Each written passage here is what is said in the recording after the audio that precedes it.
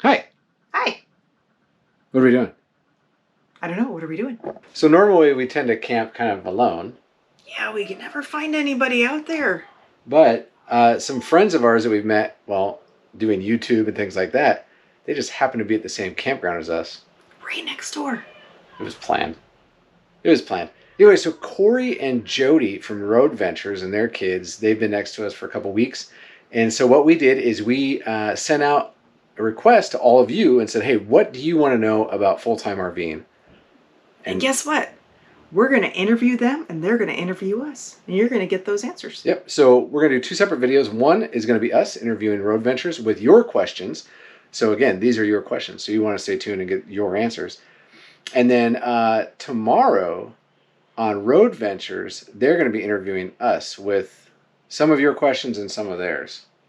Ooh, we'll see fancy. How that goes. But we're going to get ready. So Suzanne's got, do you have your drink? Do you have a drink?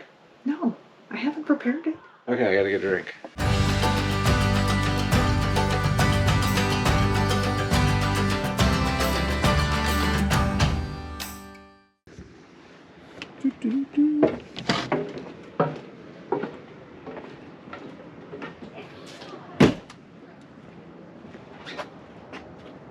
Hey! Hey! Oh, hey! Hi. Are you ready for your interview? Are you ready? So do the clap. This is the fun part. All right, so welcome back. So we are here at the Road Ventures venue to interview Corey and Jodi. They have been, well, you know what, just tell your story. Tell us a little bit about yourselves. Why are you doing what you did do? you start RVing? Well, all So- started when. We'll start back when I got out of the military. Jodi and I met in 08, 07, 08. Yes. And I got out of the military in 09 due to some medical reasons. And we got married. 10 years went by. We moved to northern Nevada and 0 vacations. And so I was driving home from work one day and I was kind of just looking for something. We had a house, brand new house, had a good job, all that stuff. And on the way home from work, I saw some RVs on the road and I'm like, well, that would actually work for us because I have everything I need with that RV. And we didn't plan on going full time. We just wanted an RV to go do some recreational kind of camping and stuff like that because we lived in northern Nevada. We were about 45 minutes from Tahoe, plus the Nevada desert and all that stuff. So I started actually looking at RVs. I got on YouTube, I searched payload and came across a YouTube channel, just a small one that you might know called Keep Your Daydream. Oh yeah, I think I've heard of them. KYD. I think the whole world's heard of them. Yeah. So I came across their payload video and I was watching that and I hop online and I'm downloading some spreadsheet to figure out my weights because at the time I had a Ram 2500 with a Hemi.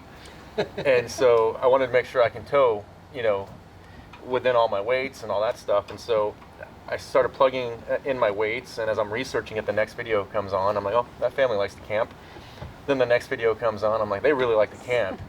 And then I think it was the third video. I'm like, I finally clicked that they're living in their travel trailer. I'm like, oh, I had so many questions. I'm like, I have to know more. And so before I knew it, we went back to episode 1 and we just watched all the way through. And then we ended up following a lot of other channels like Less Junk and Changing Lanes and just all of them. And a lot of smaller channels as well because it was just it was interesting to us. We were trying to just soak it all in. Yeah. There's so much to learn. There is, yeah. And we weren't exactly going to go full time.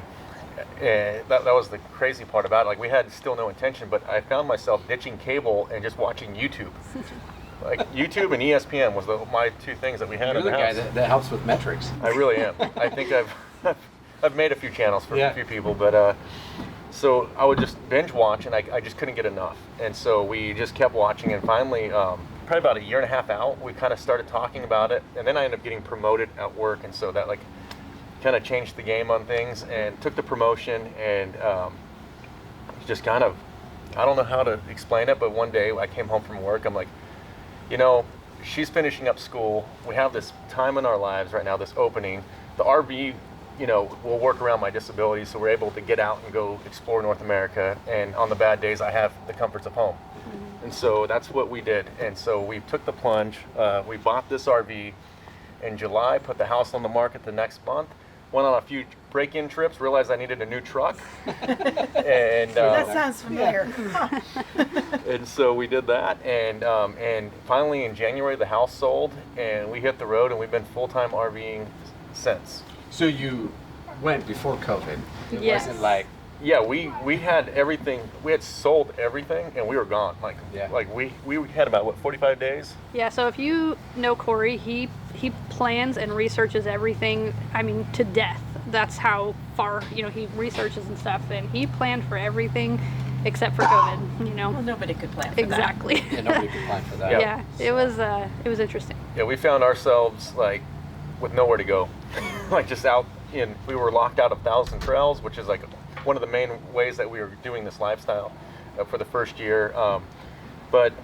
And then you have breakdowns and all the break-in stuff, and you're still learning how to route plan and stuff. And so the thing with Jodi and I, like, we didn't give up. We just kept pushing through, and we've made some amazing memories with our kids, and that's what it's all about. So I guess that kind of leads to the first question, because they've got kids. that. Do. So, do you use a specific homeschool curriculum? And if so, what is it? Yes, we use, it's something called Power Homeschool. There's lots of curriculums out there. We've actually been through 3 curriculums in the 2.5 school years that the kids have been homeschooling. So we use Acellus by Power Homeschool, and it's about 80% online, and I would say 20% we do supplemental learning, so workbooks, field trips, writing, things like that. So we've been through several different curriculums, and we finally found one that works well for our family. And I think that's what I like about homeschool, is just the fact that it gives you the flexibility to make changes when you need to, based on your kids and their needs, and your travel style and everything else. So yeah. Very cool. Do I get question number 2? Sure.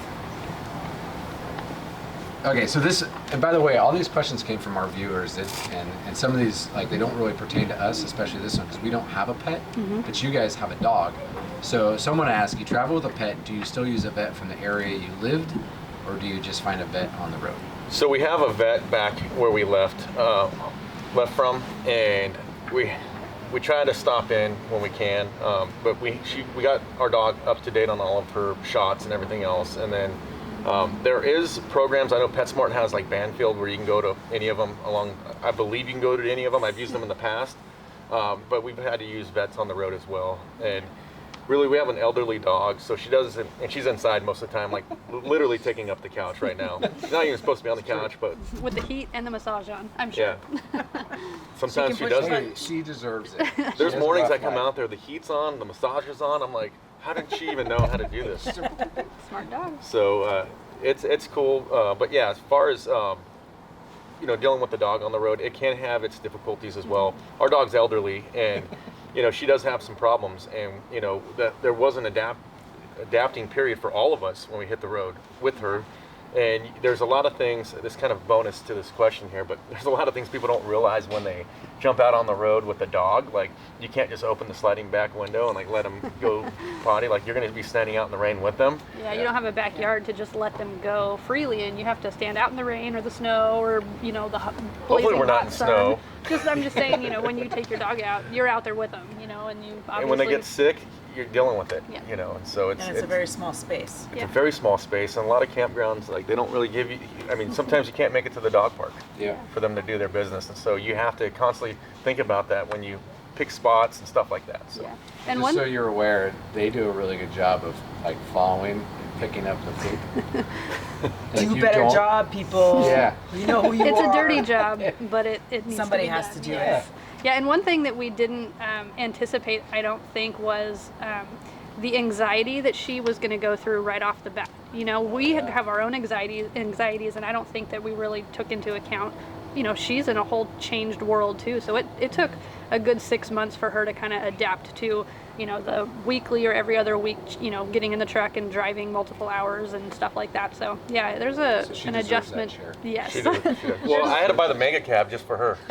That's why we got the mega cab. That She is could true. lay out in that mega cab, Yeah. and now she knows what to do. Like, she knows when it's drive day. She goes and puts her paws up on the running boards, and I pick her up and put her in there, and she Yeah. sits next to her brother and sister and licks her paws and everything right behind my ear as I'm driving. Nice. Yes. Nothing like that in traffic. Yeah, we've got our routines now, and she's fallen very well into place. So So this is a really big one and an important one. How do you trip plan? And how far in advance do you plan? Typically, we're about 6 months out. Life happens. Life's going to happen. Weather's going to happen. But we have a general idea of where we're going to go 6 months out. The only flexibility really that we've ever discovered that we have is really spring and fall. Between spring and fall, other than that, you better be locked into your summer dates. You better be locked into your winter dates if you're trying to be somewhere warm or somewhere if you're chasing that 70-degree weather. And so we're normally about 6 months out. I use RV Trip Wizard. That's my #1 trip planning app that we use. I've gotten real comfortable with it. I'll tell you that. I have every stop that we've done along the route in there because I also use it to figure out my mileage for my maintenance on the trailer. I have it broken down, like I have a master one of the almost 2 years now, and then I have it broken down by a year. I'm getting ready to start the next one. That's really cool. Yeah, it's my way of being organized, and what I like about it though is I can trip plan on the computer. I can plug in my phone on drive day, and I have RV GPS through Apple CarPlay right there on the dash. So that's how we do it. And then I also have a backup GPS, like an actual RV GPS, and it's real fun when they're both telling me to go different directions. Which is very often. But trip planning is probably one of those stresses that we did not anticipate when we first hit the road, and because there's a lot of things that you have to take into consideration, and that's something that we're kind of working to get better at and get more organized with, especially on our website. That's what we've been working on the last 6 months, is actually probably about a year now. But there's things that you figure out that you need, like if you're a digital nomad and you're out on the road, you need cell signal. Yeah. Until Starlink comes, then it's going to be everybody's going to be where's the open cells, But cell signal was the #1 thing that I didn't realize that we absolutely needed. We're not dependent on full hookups anymore because we have other tools that we can use. But if we don't have full hookups, we kind of shorten our stays. Yeah. So you start learning these things to what works for you. Yeah. So. And we've been able to change how we travel quite a bit, because of things that we've added to the trailer, like solar and our batteries and things like that. So as far as trip planning, that's also one thing that we didn't take into account, is the fatigue that you can get from planning. That's a real thing. So the tools that we use, like Trip Wizard and Campendium and some of the spreadsheets that we've built, have helped to alleviate some of that fatigue. And they've helped to eliminate some of our friends' fatigue as well. I'll tell you that. So Okay, so I guess you talked a little bit about Thousand Trails earlier. So there are a lot of RV memberships out there: KOA, Passport America, Thousand Trails. Which one's your favorite? Want me to answer this?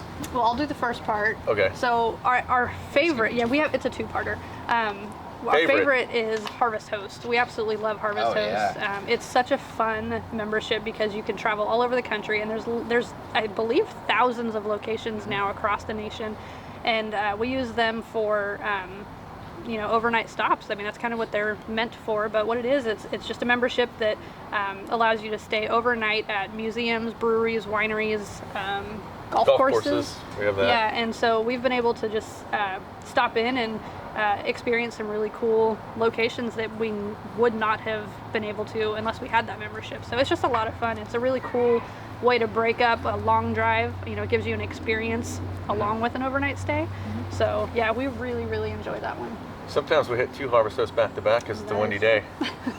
Why not? So, yeah, and just to kind of add on to that a little bit, like when you're going from campground to campground, you need those experiences, and it's just a cheap way. And a lot of them are family friendly. We'll call ahead and ask, or we'll message them and say, hey, is it okay to bring kids? And a lot of them are very cool with that. They'll have games and stuff like that. So we've enjoyed it. We've enjoyed meeting the actual hosts themselves, like winery owners, brewery owners, and that's been pretty cool. I think that's probably been one of the coolest experiences out here on the road.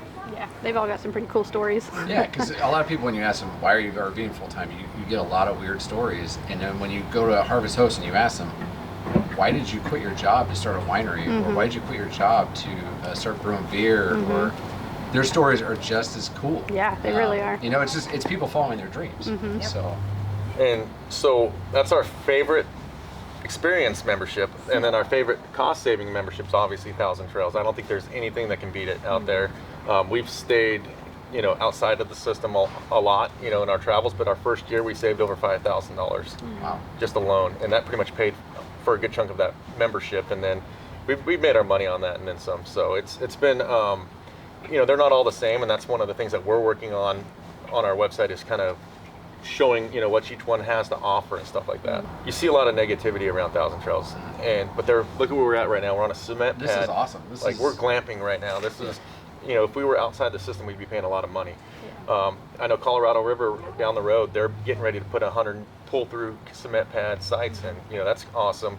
A lot of them have been doing upgrades and stuff like that. So for the cost, I don't think you can beat it. And we paid a lot of money outside of the system when we got locked out of it because of the pandemic and stuff. We understand the true money savings that we're getting from it. That's why we enjoy it. But we have pulled out of one, like pulled in, pulled out of one. And you know, we leave reviews just like everybody else. So we're you know, if it's not up to our standards, we leave. So before we go to the next question here, if you go to, what's your website? I was totally going to say this. Totally took me off. I was like, if you go to their website, which is roadventuresusa.com, they're going to have a Thousand Trails guide, really. Some of the different packages, and then the different It's how they better rate. than the Thousand Trails website. It's something that's in the works. It's going to be kind of like a living document that we're going to work on, and we're taking user feedback. We have a couple, you know, as we meet people on the road that we trust, you know, they're sending us information as they're out on the road. So we're just kind of, as far as like, you know, is the cell signal going to work for, you know, those who are digital nomads out here? So, you know, and that's what we kind of give and take, and it's kind of a thing for everybody. So That's pretty awesome. Yeah, we know how stressful it is to trip plan, so we wanted to build something and share something that, you know, helps to alleviate some of the stress for other people's planning too. So what do you do about mail on the road? Mail. Is it all online, or if you order a package, where do you send it? most of our mail goes to South Dakota. We domiciled at America's Mailbox in South Dakota. We're not endorsing them or not sponsored or anything like that by them. But we used them because when we first hit the road, we were Nevada residents, and we did traveling mailbox, which was just our envelope mail would go there. And when I went to renew my registration with the DMV, they wouldn't accept the address. And so I had, tags expiring during a pandemic, and I was trying to figure out how to do this, and all their offices were closed as well. So, because we were in Nevada at the same time, and so we were kind of like, well, what do we do here? And a few months later, we found ourselves in South Dakota, and we just fell in love with the Black Hills. We were visiting Mount Rushmore and Badlands and doing all that stuff. And Jodi and I talked. We're like, maybe down the road, this is our place where we get land, and set up a home base at some point. And she fell in love with it up there. And so it just happens America's Mailbox is right there. And so we went in, and I think filled out some paperwork one day and went into DMV, 15 minutes in and out. We're South Dakota residents, and that significantly saved us a lot of money on that registration. So pretty much paid for that trip. And we enjoy South Dakota. We go back once a year. So all the mail goes there, and then if you guys want a package, you do like Amazon. So my mail, so I'll have give you an example. I bought some Lippard steps for my stairs, and so I just had them sent there. And so they actually have bins for your packages as well. Okay. So like if family members and stuff want to send us mail, send me birthday presents, anything like that, they can send it there, and I can just forward it to me. Don't worry about the kids. Exactly. Okay. So so everything goes there, but if we're in a campground, I ask if they accept packages. Don't ever ask if they accept mail, because I did it one time in Utah, and the lady thought we were trying to set up a residency inside her campground, and I was like, no, I'm just trying to get like my mail. And she's like, no, you're not getting your mail here, and we almost got kicked out. Wow. And so they were kind of a little hostile with us about that. And finally I realized, hey, do you accept packages? Works a lot better, especially if you say the word RV parts. Yeah. Some Thousand Trails do require like $5 a package now. No big deal, because you have no other option. Or we have, if we have our mail forwarded to us, sometimes we'll do like a ship and shack kind of UPS store, or we call ahead and say, hey, is it okay? Sometimes they make us come in and sign a form. I did general delivery a few times. It's not my personal favorite. It just feels very risky. Yeah. Yes. You don't know if it's going to be there or not. Well, the last time I did general delivery, I had it was actually when we were waiting on the plates for our trailer and truck and our snap pads, and they ended up going to what country was it? Guam. Guam. Oh. Got lost in A lot Guam. of RVing going on in Guam. It's like, how did you get Guam? So anyhow, that was I really try not to use general delivery, but that works for some people. I prefer not to. So. Yeah, and if we want to get like Amazon packages and stuff, we typically search out, Amazon lockers or like pickup, what do they call them, pickup hubs or locations. That's one of the things that we did with the Thousand Trails locations on our website, is we found the nearest hub locker from Amazon from the Thousand Trails locations, because these are where we have most of our longer stays, between 2 and 3 week stays. So that's when we just have that done. They They're really taught us- fast too. Yeah. They taught us about lockers, and there's one right outside the gate here, and we've just been like, They overnight stuff. Some of them are it's overnight. pretty That's fantastic. pretty cool. Yeah. All right, so we all know that there are basics that you must have for your RV, like hoses, surge protectors, like the stuff you have to exist. But what is one item that you feel is a must that you will not RV without again? Lithium batteries. I know it's a big item, Yeah. but to be able to, because we like the boondock too, and we like our harvest toast, like we said. Keep talking about papyrus. And so lithium batteries, because you can drain them all the way down, compared to like a lead acid battery, I'm not having to get up in the middle of the night and, having a fridge screaming at us, beeping and all that stuff anymore. And they are a little bit pricey, but Yeah. I think it's a must-have for us. Yeah, and then the lithium batteries paired with the solar and the inverter, it's really just kind of opened up a whole different way of RVing for us. Before we were kind of RV park to RV park, campground to campground, and building the semi-small system that we have has just allowed us to go out and explore really cool places. We did Moab earlier this year. Yeah, that saved us over $1,000 just in campground cost. Just Yeah. doing 2 weeks out in Moab, and so like we've already started to make our money back. And on top of that, when park power goes out, we're still rolling. Yep. Like there's times where I'm like on the computer, and then all of a sudden our battery monitor start beeping. Park power's been out for the last couple hours, and we're running an AC. Like that happened up in Pennsylvania too. I was like, what's going on here? And then like realized park power was out. Yeah. So. But I guess if you had to pick one, I think batteries would be top of the list, because we can do without the solar and the inverter. Don't want to, but we can, and the batteries will still get us overnight. So yeah. So, yes. Here comes. What is your favorite kitchen and outdoor cooking appliances? So indoor and outdoor. Yes. So I really only have one indoor cooking appliance, and that's my Instant Pot, and I love the thing. I use it darn near every day. I used it, I was kind of scared of it when I first got it because I never used a pressure cooker before, but I became comfortable very quickly. She didn't want it at the beginning. Like Yeah, at the house, he I'm like, let's pressured get me. one. And she's like, no. And then she had to go borrow one from a neighbor. And I'm like, what are we doing here? Like, we can afford an Instapot. Like, It was a learning curve. I was scared of it, so. But yes, I got comfortable very quickly, and now I love it. I use it all the time. almost every meal. And outdoor? Probably the Blackstone. Actually, no, not the Blackstone. The Green Mountain Grill Smoker. Grill. It does it all. You can bake in that thing. We've done turkeys on it. Yes, we don't If you talk do a about turkey on it on Thanksgiving, let me tell you, start earlier in the day. Is this why she does the cooking? that. Precisely, yes.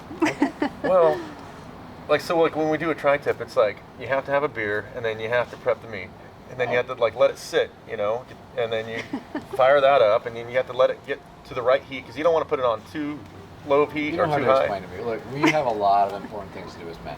Yes. A lot of important Yes, things. But and she we can't- just she we can't- just she get doesn't- we just get it done. He doesn't like the time in between, and so that like really. So now I start it up. I clean it out, start it up, and then That is true. Teamwork. and then I monitor it, and then I ask her when it's done. Yeah. What can I eat? All right, what's next? So it's your fault for the Favorite turkey. upgrade? Oh, that's Oh, favorite upgrade. Well, I mean, I guess we can go back to our solar, right?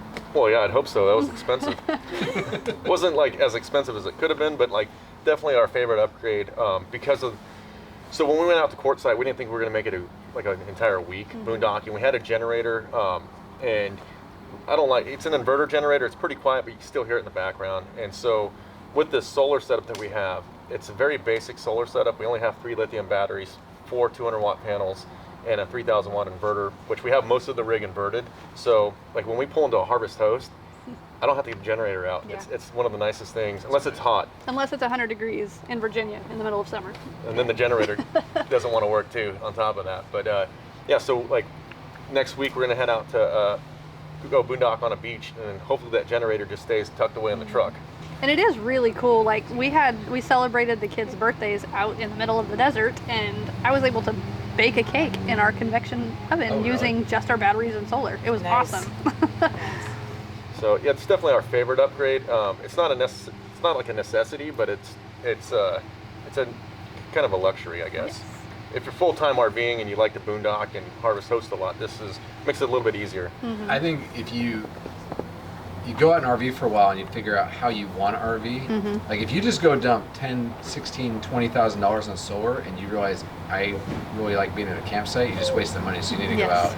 But you guys figured it out. So we consulted with Aaron from the Mobile RV Tech, and me and him went back and forth a little bit, and I told him I want a system that we can build out further, but something that works. And so we ended up coming out with this system, and we were actually camped right next to him for probably a couple of weeks after he installed the system, because he was making sure everything was all right, and I was running it through every test possible, because when you're on the road, it's when you're going to cross paths again if something doesn't work.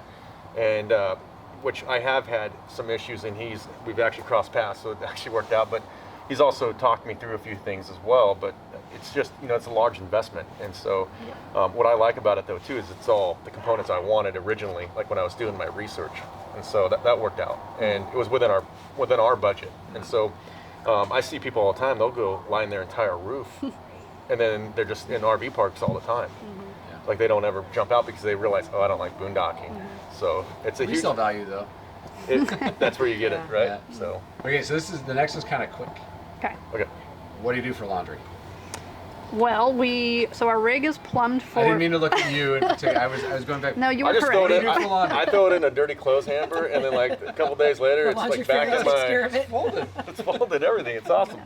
That good old laundry fairy.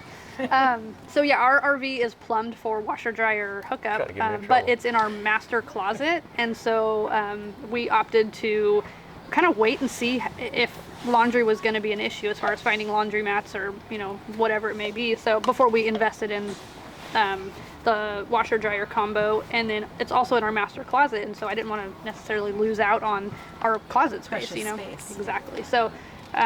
Basically, when we are in Thousand Trails or any RV park, most of them have laundry service, there at the park, and we've always had very good luck with that. When we're out boondocking or, there's no laundry at the RV park, we just go into town and find something that's clean. And you definitely want to sanitize them before you use them too. That's the other side. That's a good idea. Yeah. And maybe check for bleach. Yeah, I think the biggest headache though last year was just the quarter shortage. That was interesting. Yeah, so I'm glad we're kind of past that. I get extra quarters, even if it takes credit card. I still swipe and get quarters. I'm the same way. We had that problem last year too. PTSD on the quarter shortage. Yeah. So what do we have? One more? One more. What is one lesson you've learned out on the road that you think every RVer needs to know? That's a good question. Well, this is going to be about a pretty loaded answer here for this. Take it slow. And I think it's just not just if you're full-time RVing, but if you're weekend camping. Like, we see a lot of RVers going down the road, and they're, number one, like you can tell, like they don't have the correct setup, like weight distribution going on. But then their trailer looks like this. Yes, and then on top of that, they're speeding. They're going 80, 85, 90, and we see it all the time. And my guess is these are the same people you see on like the forums talking about their walls falling off the trailer. My tire blew, I mean, things do happen to everybody, but take it slow. And if you're full-time RVing, I think the biggest thing that we say is just take it slow as well, not just on the road, but like as far as your movement, and kind of plan with a purpose, because you can burn yourself out real quick. Yeah, and I think one thing we've seen and have experienced is when you do move too quickly, that's when accidents happen, and when accidents happen, it ruins your whole experience anyways, so for us, we try to take it slow and be methodical about our movements, and we tend to have a pretty enjoy good the areas that you're going into. Like, for us, like this is a once in a lifetime opportunity to be out here on the road, and obviously we don't know when that day is going to come to an end, but at one point everybody's time on the road comes to an end, so enjoy the time you have out here, and really just embrace it and be grateful for the time you do have. So yeah, I did lie. There's a bonus question. They already talked about it. Yeah. Did I miss it? South Dakota. Well, go ahead and say it. So this was the question, and this was one of our I almost said fans. We can call You them guys have fans. fans? One of our subscribers. So she asked, based on your travels, where would you plant roots if you had to come off the road? Like if you had to come off the road right now. At this very moment, I would not be going to South Dakota because we're going into winter and I'm in a trailer. Yeah. So, and that's something that we talk about all the time. We're down here in Texas right now to see what it's like down here, but we don't know. And this is I think this is a question a lot of people have. I like Texas, I like South Dakota, I like Northern Nevada. We were kind of priced out of Northern Nevada though. That's why, you know, that's part of our story, why we hit the road, because I was trying to move closer to work at the time, and all that. But it's just every place that we've been to has its positives and negatives. Right now, if I was to go anywhere, it'd probably be Texas, just because you're right in the middle and you can go explore both ways. And it's a domicile-friendly state, and they have low property tax, I believe, or whatever. I don't know. There's just a lot to it, and but it's hard because it's like I love Northern Nevada. Like right now, I'm missing Northern Nevada. You know, I saw a picture of one of my drive homes in the Washoe Valley. It's like snow on the mountains and stuff. I'm like, miss those days too. You know, and really, I think everywhere we go is kind of like, no matter where we go, you have reasons to want to settle down there too. And I think that's one of the questions I have for people when I go explore their areas of the country is, we asked the guy in Tennessee, I'm like, why did you settle here? You know, we do the same thing because it's curiosity. So I think everybody has their place, but I think for us, we still have a lot of places we haven't explored that we wanted to, that's still on our list. So, you know, Kansas is in the middle. That is true. They have a pretty long Centrally located tornado season. That's what keeps us out of there. So does Texas. That is We true. learned that the other day. we did, and it's just everything. And that's the thing is, like, I'm from the Central Coast of California, probably the best weather year round. I'm not going to be able to ever return back there because of the cost of living and all that stuff. I don't want to just work just to live. You know, I'd rather live life and do it differently. So Yeah, and that was probably the biggest reason why we did hit the road was, you know, oftentimes we settle in a place because of a job or, you know, because we have to. You know, and we wanted to go and explore and find a place that we want to be and not necessarily a place that we have to be. Do you know what I mean? And I think we were blessed to be able to do that. So yeah, we only plan on doing this for like a year and a half. Year and a half's come up, and now we're like, let's keep going. So that's what we're going to do as far as we can, for as long as we can. Awesome. Well, thank you, Corey and Jodi from Road Ventures, for inviting us over to your pad. Let us do a fire here, do the interview. Go check them out, subscribe, or go to roadventuresusa.com and check out all the information about Thousand Trails, and they're going to keep adding more. And I think that's it. We're going to probably scoot a little bit closer to the fire because it's getting cold. It's getting a little chilly. Yes, it is. All right, thanks, guys. Thanks for having us. Thank you for watching. We'd love to share our journey with you, so hit that subscribe button and also the notification bell so you know when a new video is uploaded. And don't forget to leave your comments down below and hit the like button.